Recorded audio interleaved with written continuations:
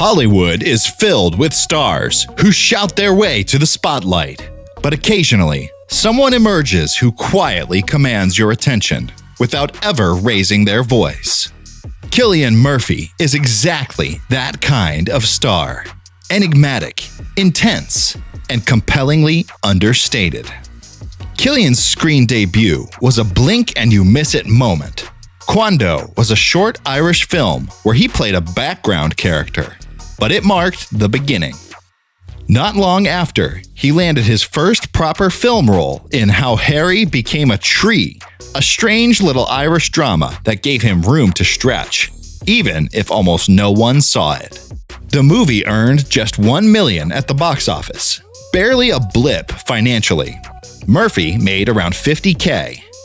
A year later, On the Edge, 2001, pushed Murphy deeper into indie territory. Made on a shoestring, it barely scraped $472,000 at the box office, but gave him a gritty, emotional showcase. Small paycheck, just $30K, but another key step on the way up. Just a few years later, in 28 Days Later, 2002, Murphy went from indie obscurity to breakout phenomenon. With a modest $8 million budget and over $82 million in global returns, the film not only resurrected horror, but announced Cillian Murphy as a serious contender. Murphy's next movie, Intermission, made $12 million globally on a modest budget. Ireland's top-grossing local film that year, Murphy earned $250,000 for the role, shot parts of it while 28 Days Later was still lighting up theaters. That same year he did Intermission, he stepped into the world of period drama with Girl with a Pearl Earring. The movie pulled in $31.4 million worldwide. Murphy had a small role and earned around $100,000. The film scored 3 Oscar nominations. Big prestige move for early career Cillian.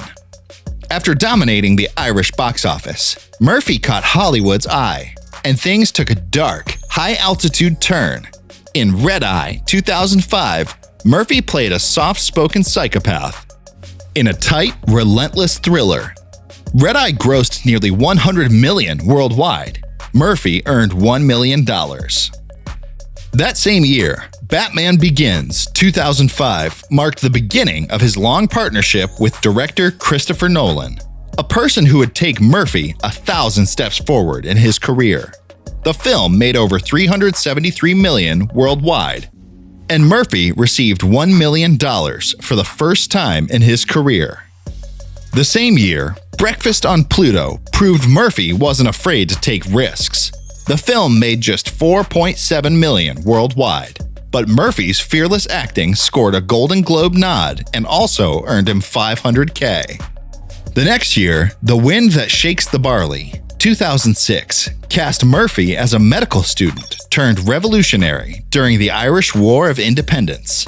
It won the Palme d'Or at Cannes and pulled in over $20 million worldwide, and the Man of the Hour was paid $500,000. Then came Sunshine, 2007, grossing only $32 million worldwide on a $40 million budget. The film wasn't a smash hit financially, but it's adored by many fans of Murphy and is a cult classic. In The Dark Knight, 2008, Murphy's Scarecrow returned in a brief but unforgettable cameo, proof that even in small doses, his presence could warp a room. The film made over $1 billion, cementing its place as an all-time titan, and Cillian Murphy earned a staggering $2 million. In 2010, Inception put Murphy inside Christopher Nolan's billion-dollar mindbender. The film raked in $837 million worldwide. Murphy took home about $2 million as Robert Fisher, delivering the emotional weight that made Nolan's dream world hit even harder. Tron Legacy 2010 was a neon-drenched blockbuster, pulling in $400 million worldwide. Murphy only had a blink-and-you'll-miss-it cameo as Edward Dillinger Jr., pocketing about $100,000. Still, his quick appearance sparked endless fan theories. Imagine the chaos if he'd returned as the main villain. Red Lights 2012 paired Murphy with Robert De Niro and Sigourney Weaver in a supernatural thriller. The film pulled in $15 million worldwide, underwhelming at the box office. Murphy earned around $500,000. Despite the star-studded cast, the movie fizzled, but Murphy's performance stood out in the chaos. Red Lights might have slipped under the radar, but Murphy was never out of the spotlight for long. That same year, he made a brief but memorable return to Gotham, reprising his Scarecrow role from Batman Begins for one final cameo.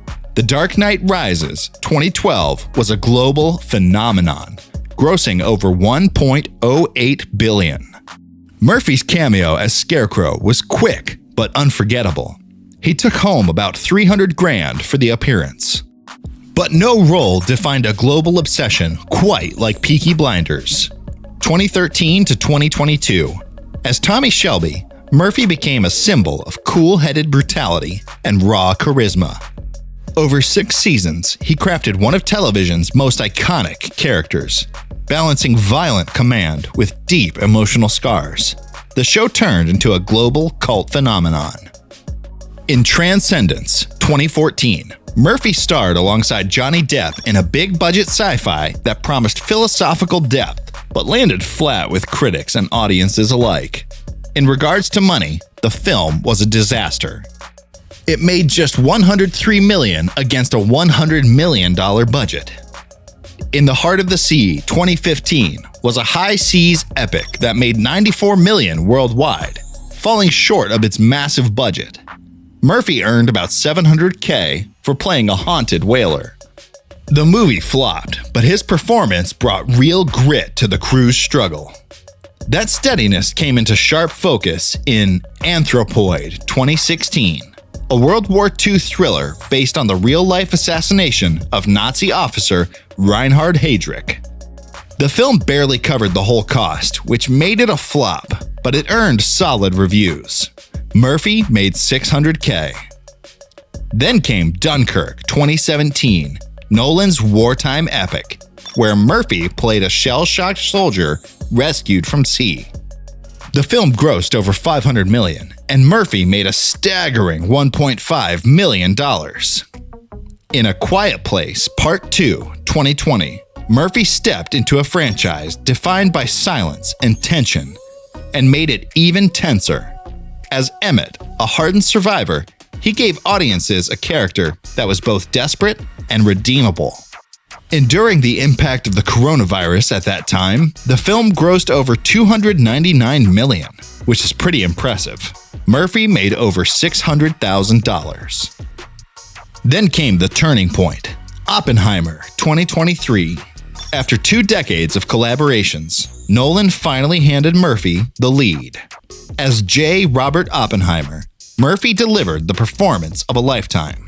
The film became a cultural event, grossing nearly $1 billion globally, and earning Murphy unanimous praise alongside a staggering $5 million paycheck.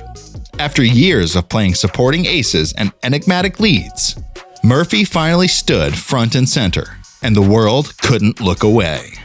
What's your favorite Cillian Murphy performance, and who do you want us to spotlight next? Drop your thoughts in the comments. We will make sure to cover it up in our next video.